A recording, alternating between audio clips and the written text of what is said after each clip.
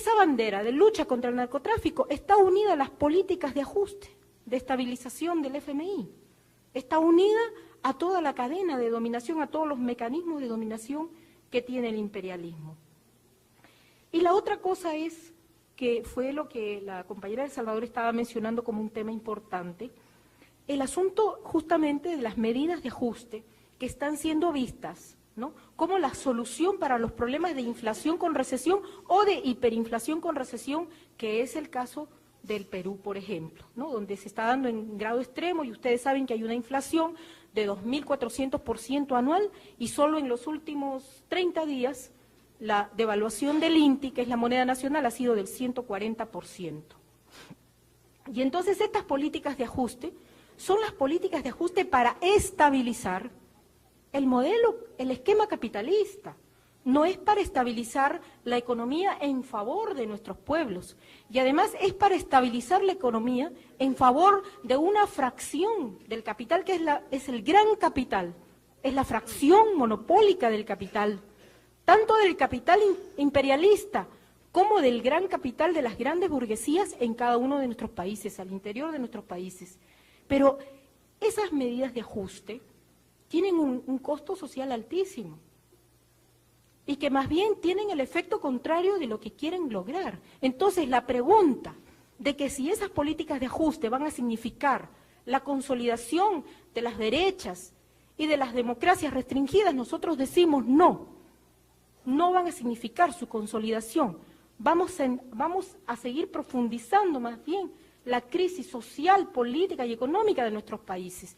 Con esto no quiero decir que esto sea una regla igual en todos los países de América Latina, porque ya decimos, nosotros sentimos claramente, y cada vez que conversamos e intercambiamos con los compañeros de otros países, que la situación nuestra no tiene nada que ver, por ejemplo, con la situación de Brasil. Estamos muy lejos en un montón de cosas, ¿no?, que sería muy largo explicar en este momento.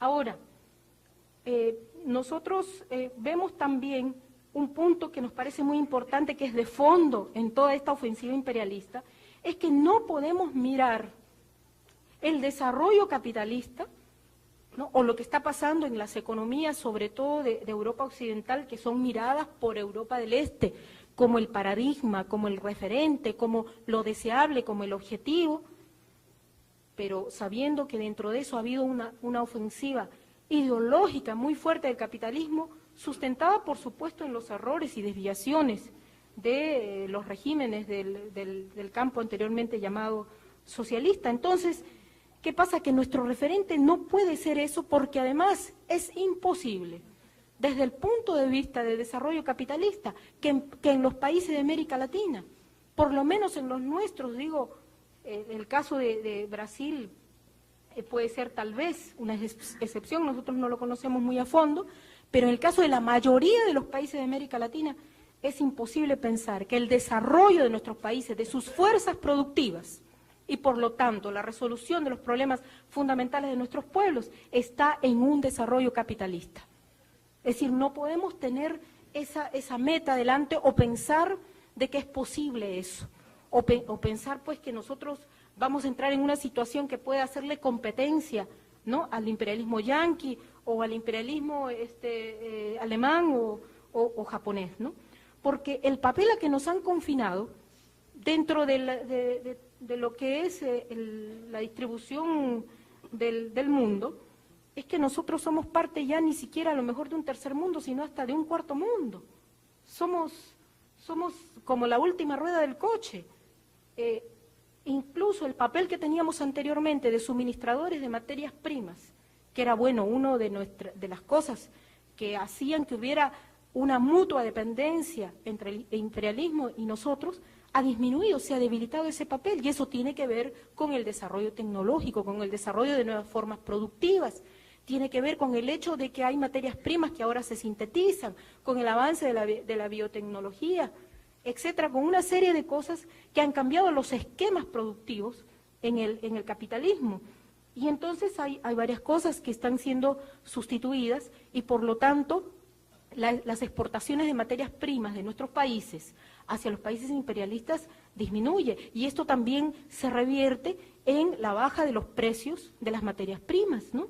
Si comparamos lo que está perdiendo, por ejemplo, Colombia con la baja del precio del café y lo que se está perdiendo con la baja del precio del azúcar y de los minerales como el cobre, y si comparamos esas pérdidas con las migajas que el imperialismo nos está pretendiendo dar como apoyo a la lucha contra el narcotráfico, o los 300 millones de dólares que está prometiendo como fondo para las Américas en el discurso de Bush, sencillamente eso no pasa de ser, para decirlo con claridad, una burla para nuestros países y para su dignidad.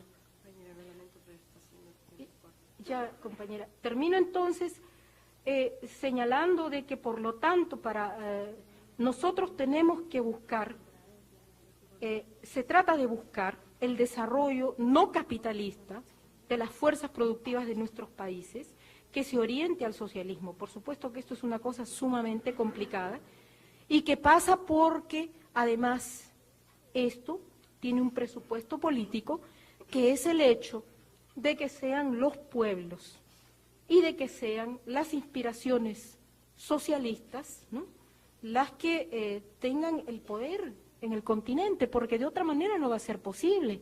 Mientras el poder en los gobiernos de América Latina esté en manos de las burguesías, y aunque haya gobiernos que hagan remedos o intentos o poses de nacionalismos o de populismos, nosotros sabemos perfectamente que eso es muy transitorio y muy débil, y que lo más que se puede hacer en determinados momentos son algunas presiones de orden político o de movilización popular para que el gobierno de turno haga alguna cosa que pueda hacer algo que favorezca a nuestros pueblos, o que signifique pararle un poco la mano al imperialismo, pero que ninguna de esas cosas es una solución fundamental, y por lo tanto eso plantea que la lucha por la democracia y el socialismo, que es nuestra opción, ¿no?, es primero que nada la lucha contra el imperialismo y contra el modelo de desarrollo capitalista en nuestros países.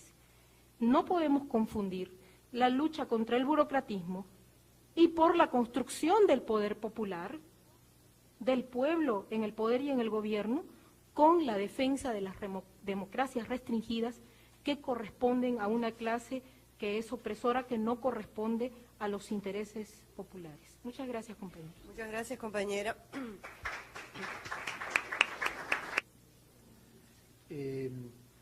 Estimamos, compañeros, que los aportes que vamos recibiendo realmente son riquísimos, nos nutren de un bagaje teórico y de experiencias que entendemos es sumamente importante.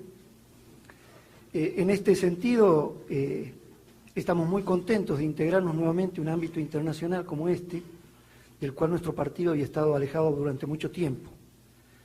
Me interesaría introducirme en el tema sobre la base de tener en cuenta un congreso del año pasado de nuestro partido, con una serie de resoluciones sobre este tema, y tomar algunos párrafos textuales, si ustedes me permiten.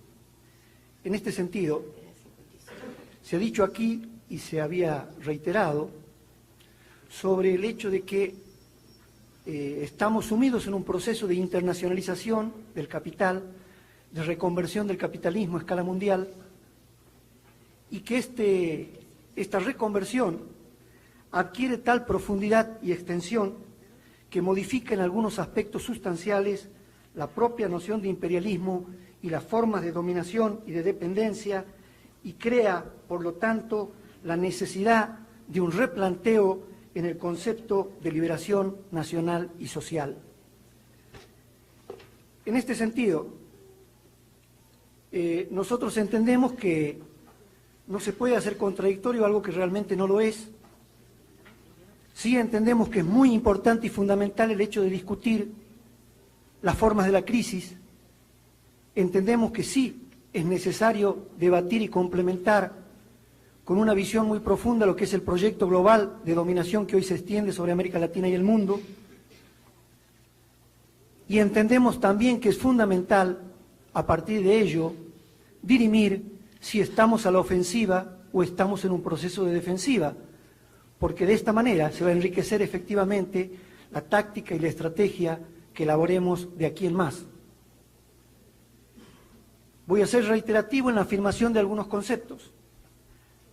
La crisis, si bien perturba y anarquiza en el sistema, en tanto no pueden ser aprovechadas por los trabajadores y las masas populares para resolverlas en su favor, en términos de poder, devienen mecanismos reguladores y perfeccionadores del sistema. En una situación de fortaleza económica y militar del capital y ausencia de un proyecto alternativo de sociedad, estas crisis no son demostraciones de debilidad del sistema. Por el contrario, expresan nuestra debilidad, resaltando la crisis ideológica y política del movimiento revolucionario internacional, que se corresponde con la pérdida de capacidad de lucha de la clase trabajadora y de los pueblos.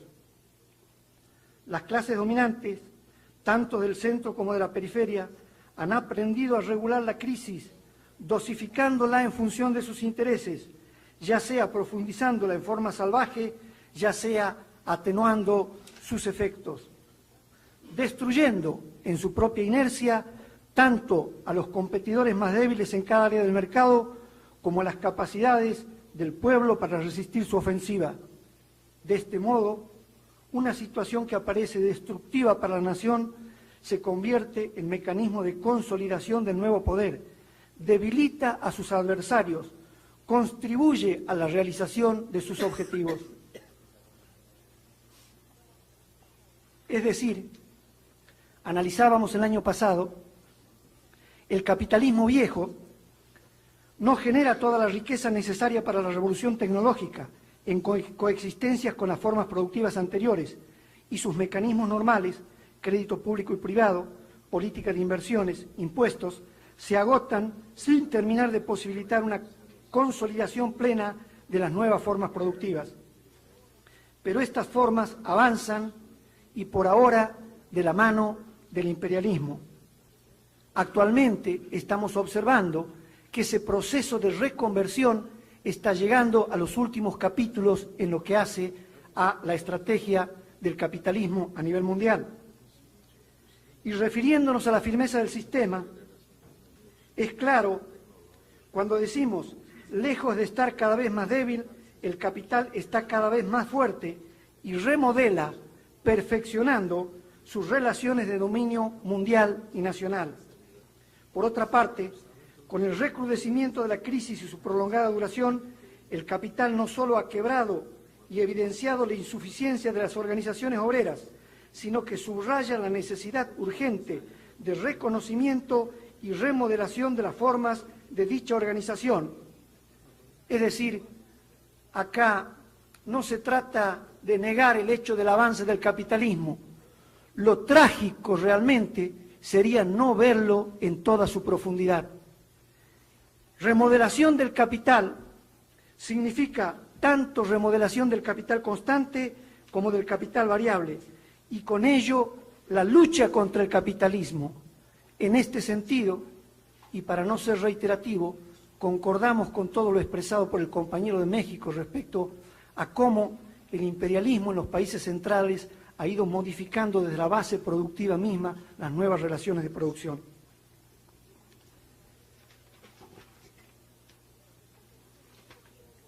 Es decir, la reconversión no solo crea otro tipo de formas productivas, sino otro tipo de trabajadores, otros factores sociales con nuevas limitaciones y nuevas potencialidades para la tarea histórica del socialismo.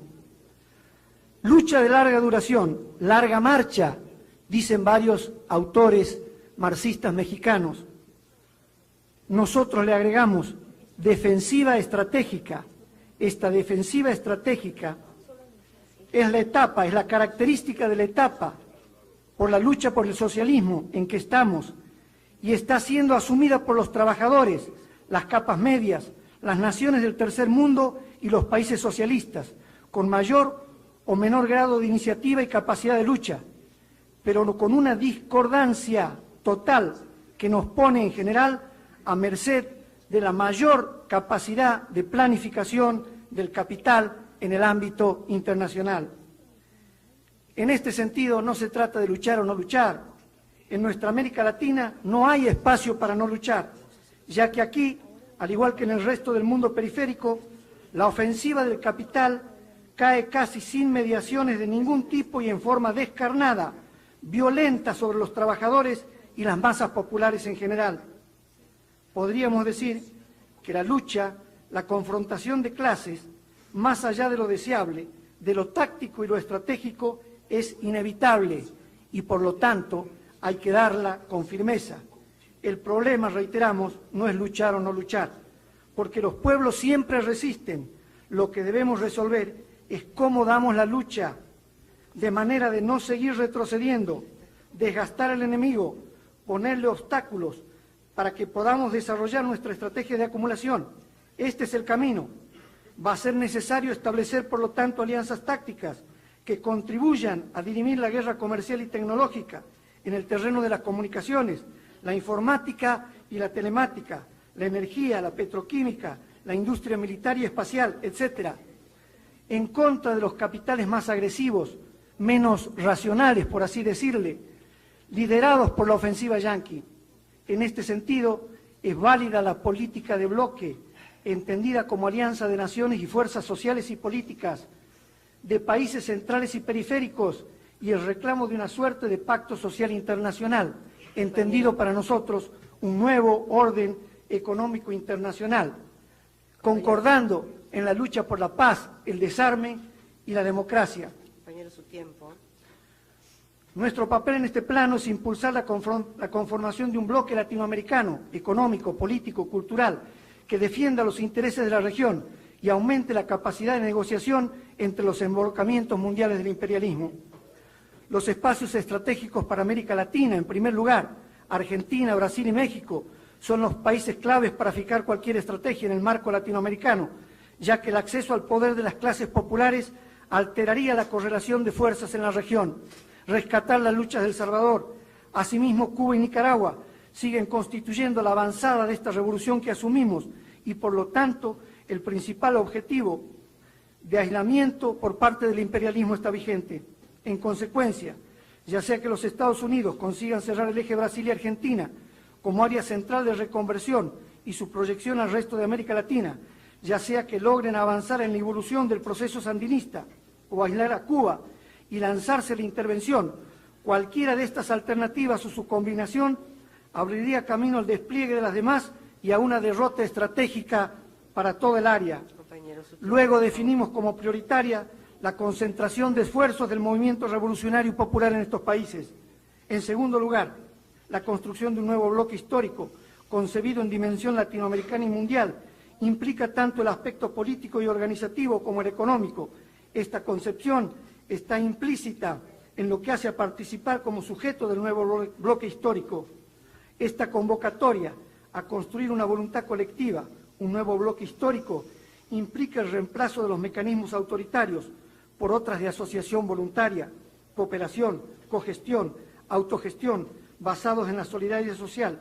Por esto se hace necesario generar canales de comunicación continua y eficiente, teniendo en cuenta que la recomposición de la trama social concreta se transforma en términos participativos. No obstante, no llega a definirse como una acción orientada a ir modificando la estructura económica desde una perspectiva revolucionaria, popular y democrática, como conducción para la acumulación de fuerzas, para la construcción de un nuevo bloque.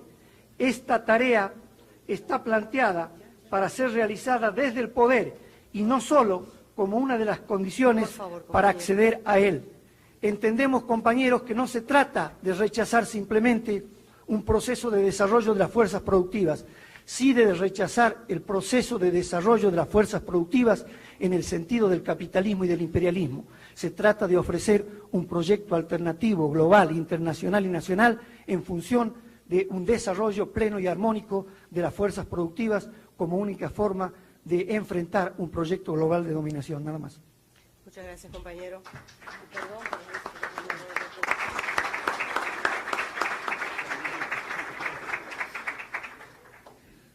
Hablo en mi nombre personal. Soy historiador especializado en historia económica. Ahora permítanme hablar en el idioma de mi país. Voy a hacerlo despacio y espero hacerme compreendido. Eu vou me cingir ao tema que está na ordem do dia. Portanto, vou falar do capitalismo, não do socialismo, real ou irreal, porque este é o tema de amanhã. Eu creio que, na consideração do capitalismo deste fim de século, precisamos ter uma perspectiva histórica. O capitalismo mundial viveu a primeira metade do século XX como a época de sua pior crise. Aí sim, a palavra crise tem sua razão de ser. Foram 2 guerras mundiais, com cerca de 70 milhões de mortos. A geração de um monstro como o nazismo. E a maior depressão econômica da história do capitalismo, iniciada na célebre sexta-feira de outubro de 29. Uma depressão que se prolongou numa estagnação econômica que, na verdade, só teve saída com a Segunda Guerra Mundial. Ao mesmo tempo, foi na primeira metade do século XX que se produziu a grande fratura no sistema capitalista mundial, resultante da Revolução Socialista na Rússia czarista, que deu origem à União Soviética. Sem querer agora, neste momento, fazer valorações sobre o regime que se instalou e se fixou na União Soviética, cujo modelo, sem dúvida, está agora desmoronando, o modelo stalinista. O que importa frisar é que uma grande área do universo deixou de estar disponível para os investimentos do sistema capitalista mundial. E esse processo de retração de área de investimentos prosseguiu na Segunda Guerra. Em consequência dela, com a anexação dos países do leste europeu à área da União Soviética. E depois disso, com a Revolução na China, da qual também não faço agora valorações. Com a Revolução em Cuba, na Argélia, com a derrota militar dos Estados Unidos nas guerras da Coreia e do Vietnã, principalmente. Foram então, sem dúvida, naquele momento nesta fase se pode falar em recuo do imperialismo. Mas ao mesmo tempo, depois da Segunda Guerra Mundial, alguns processos ocorreram, dos quais só agora temos uma visão mais clara a respeito das suas consequências e dos problemas que trazem ao movimento revolucionário. Indiscutivelmente, depois da Segunda Guerra Mundial, deu-se uma estabilização de tipo social-democrata nos países de capitalismo desenvolvido. Seja naqueles que tiveram partidos social-democratas no governo, como de outros que não os tiveram, mas aplicaram políticas assemelhadas. É a época em que o capitalismo mundial recorre ao teórico John Maynard Keynes, que é, ao mesmo tempo, um antimarxista, ele tinha desprezo por Marx, mas é, ao mesmo tempo, um antiliberal. Quer dizer, o capitalismo, para se recuperar de sua crise de meio século, teve que recorrer ao antiliberalismo, ou seja, a intervenção do Estado, a estatização de ramos inteiros da economia, a promoção de programas tributários, fiscais, de tipo intervencionista. E, ao mesmo tempo, conceder ao movimento operário, que ganhou impulso com a vitória sobre o nazifascismo na Segunda Guerra Mundial, conceder a esse movimento operário nos países desenvolvidos uma série de vantagens que não tinha antes, em matéria de previdência social, de assistência médica, de habitação e de lazer e de outros itens. Não reconhecer isso é querer ser cego. é pôr vendas nos olhos, em minha opinião. Ao mesmo tempo, o capitalismo mundial mais desenvolvido foi se estruturando em 3 blocos. O bloco americano, com seu apêndice o Canadá e agora o México. O bloco europeu, aí o capitalismo mostrou uma flexibilidade insuspeitada por qualquer teórico marxista, porque soube anular fronteiras e criar um bloco acima de fronteiras na Europa, dividida em múltiplos estados, desde a comunidade europeia do carvão e do aço, à comunidade econômica europeia, e agora a unificação de tal maneira que vai se criar uma Europa com uma moeda única, uma contabilidade única e uma transferência livre de capitais, força de trabalho e tecnologia e tudo mais. Eu acredito que isso é uma novidade que nós não suspeitávamos de que o capitalismo fosse capaz de realizar. E, ao mesmo tempo, um outro fato, o florescimento do capitalismo no Extremo Oriente. A perda de áreas muito importantes no leste europeu, na União Soviética, na China e até na América, como no caso de Cuba, que não tem uma importância econômica tão grande, foi compensada largamente com o florescimento do capitalismo no Japão. A tal ponto que hoje é fora do real dizer que capitalismo é um fenômeno do Ocidente. Capitalismo é também um fenômeno, no seu mais extremo grau, do Oriente. Ao lado do Japão, Coreia do Sul, Singapura, Taiwan, Tailândia, enfim, os chamados tigres asiáticos. Essa expansão, na segunda metade do século XX, a partir principalmente dos anos 70, ganha uma base no que tem sido chamado de revolução científico-tecnológica e à qual já aludiram, antes de mim, vários oradores. Eu não quero entrar em detalhes a respeito dela, porque isso seria tomar um tempo demasiado. Mas, sem dúvida alguma, nós estamos num novo ciclo produtivo no mundo. E a vanguarda deste ciclo são os países capitalistas desenvolvidos. O ciclo da informática, da robótica, da industrialização dos serviços, da criação de novos materiais, da biotecnologia, do novo tipo de comunicações, da energia nuclear, da astronáutica e de muitas coisas mais.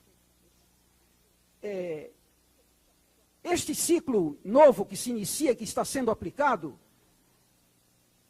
nesses países desenvolvidos, numa escala muitíssimo maior do que em quaisquer outros, conduz a uma altíssima produtividade, que não é acompanhada pela queda da jornada de trabalho.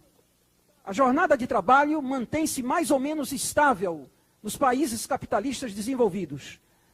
E isso, na minha opinião, explica a enorme acumulação de capital que os 3 blocos capitalistas desenvolvidos dispõem hoje e com os quais manejam para consolidar o seu domínio mundial. Ao mesmo tempo, processa-se uma nova divisão internacional do trabalho, um deslocamento de forças produtivas de um ponto para outro.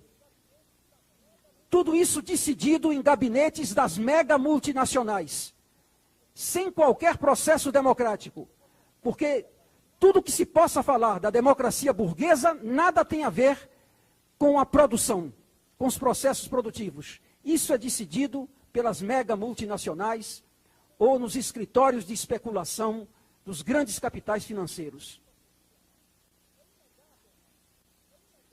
Enquanto isso ocorria, é inegável, companheiros, não vamos, pelo menos é essa a minha opinião, nos enganar.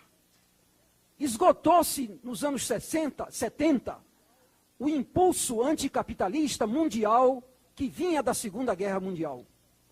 Não quer dizer que não haja ofensivas num ponto ou noutro do planeta, Mas em escala mundial, esse impulso se esgotou.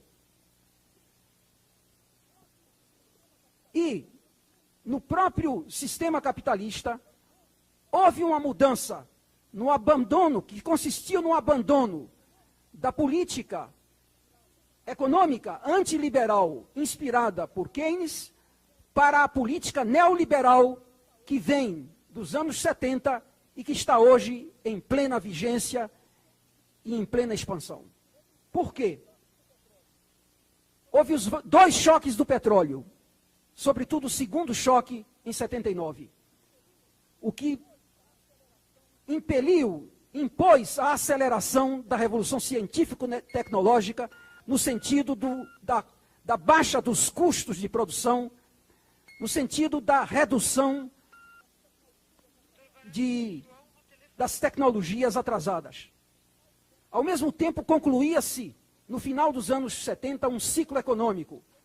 A inflação aumentava, também em consequência das políticas keynesianas, das políticas social-democratas, das exigências da classe operária. E isso, então, deu margem a uma contraofensiva neoliberal contra o estatismo, anti-estatizante, pregando a privatização, o retorno das empresas estatizadas para mãos privadas, o que chegou a extremos, sobretudo, como nós sabemos, na Inglaterra, muito menos em outros países onde há mais propaganda do que propriamente privatização em muitos casos. E, ao mesmo tempo, o capital entrou em contraofensiva com relação às conquistas que os trabalhadores dos países desenvolvidos tinham obtido nos 25 ou 30 anos seguintes à Segunda Guerra Mundial. Cessaram os programas de assistência médica, de habitação, de educação, de saúde, de tudo mais. De assistência à velhice, aos idosos. Embora, nesse particular, os trabalhadores dos países desenvolvidos não tenham consentido na perda, senão parcial, do que tinham conquistado. Muitas coisas nem Thatcher nem Reagan puderam obter, mas paralisaram o processo de conquistas, de concessões do capital ao trabalho que se deu depois da Segunda Guerra Mundial. E essa contraofensiva arquivou a economia keynesiana e faz com que hoje o Economist, o Financial Times, o Wall Street Journal falem até em Adam Smith, quer dizer, voltamos a Adam Smith, a mão invisível do mercado, a soberania do mercado.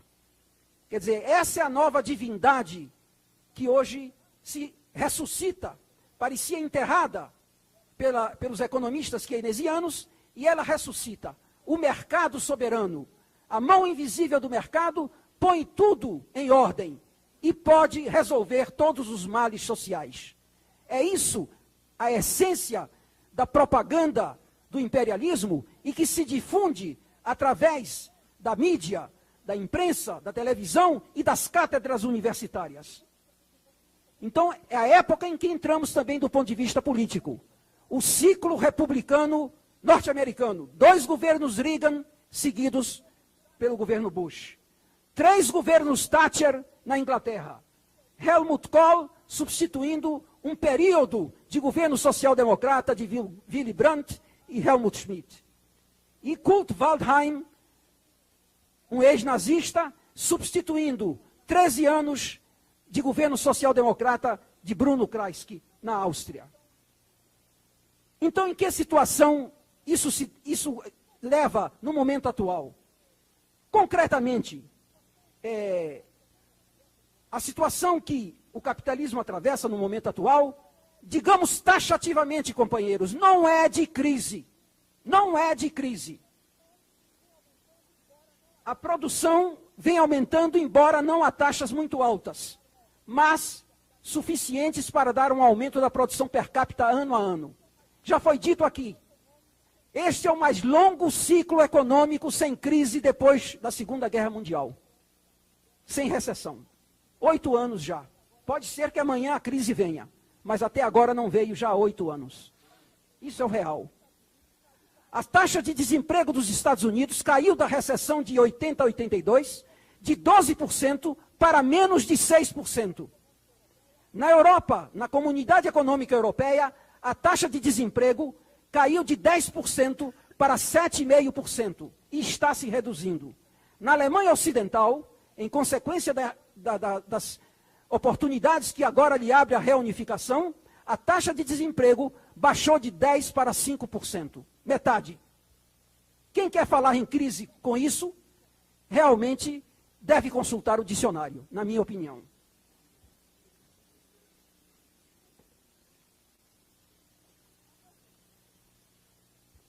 A meu ver, além disso, esse é um tema da ordem do dia de amanhã, coincide que essa situação, essa conjuntura do capitalismo se acopla desde esses anos 80 com a desagregação do que se chamava o campo socialista, com toda essa crise do chamado socialismo real, ou outro nome que tenha, mas que não era capitalismo e que não vem sendo ainda capitalismo. É acompanhado de uma grande ofensiva ideológica e política, à qual eu já me referi. E aqui eu quero também dar uma resposta, porque isso foi indagação de vários oradores. Há ofensiva ou não do capitalismo? Na minha opinião, a conjuntura atual é de ofensiva do capitalismo mundial. Se não compreendermos isso, também não poderemos traçar a estratégia adequada às forças revolucionárias. Vamos cometer, evidentemente, erros, entrar por caminhos que não nos levarão aos nossos objetivos. Resumindo, eu repetiria o que já escrevi e já afirmei. O capitalismo está vivendo a sua segunda Belle Époque, assemelhada mais ou menos àquela Belle Époque que precedeu a Primeira Guerra Mundial. Com relação à América Latina, vários oradores de vários países já trouxeram magníficos esclarecimentos à situação trágica em que essas mudanças mundiais a estão colocando. Eu queria apenas aqui frisar a seguinte questão, que com os processos de hiperinflação ou de recessão, ou a combinação dos dois, hiperinflação e recessão, como está se dando na Argentina e certamente vai se dar também no Brasil, a classe operária, os trabalhadores da América Latina, de muitos países, estão na prática perdendo direitos que conquistaram após muitas lutas de muitos decênios.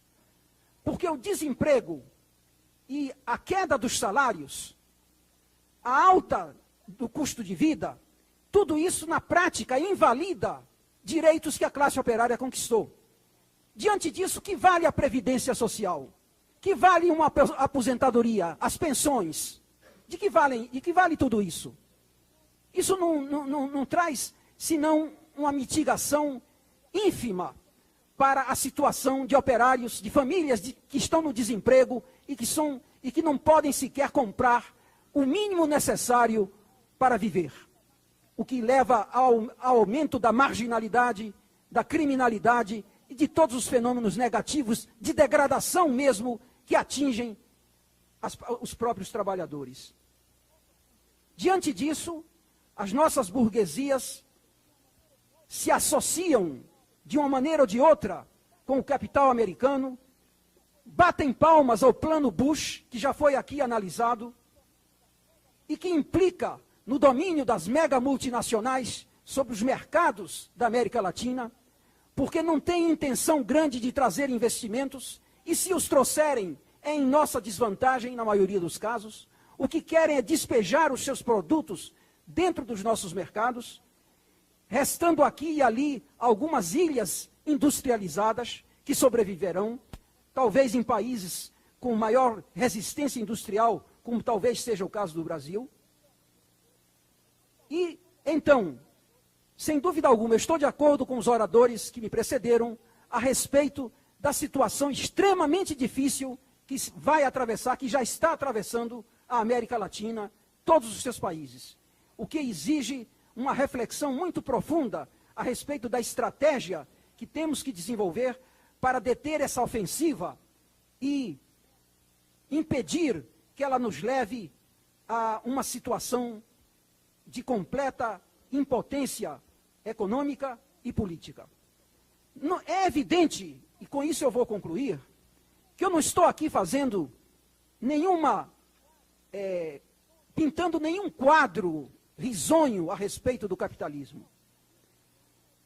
De maneira alguma, porque o capitalismo até agora se desenvolveu em meio a contradições internas muito profundas e não vai deixar de se desenvolver dessa maneira.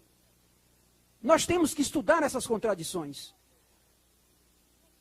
Quando não queremos ver esses novos fenômenos, também não vemos essas contradições. Sejam as contradições interimperialistas, entre Estados Unidos, por exemplo, e Japão, que são contradições mais profundas do que aparentam, e vão crescer, porque o Japão, em 10 ou 15 anos, estará ao par dos Estados Unidos. Ao mesmo tempo, a locomotiva do capitalismo mundial, que são os Estados Unidos, é uma locomotiva que perde velocidade, que está em grandes dificuldades, sem dúvida, que controla essas dificuldades até o momento, mas não sabemos até quando.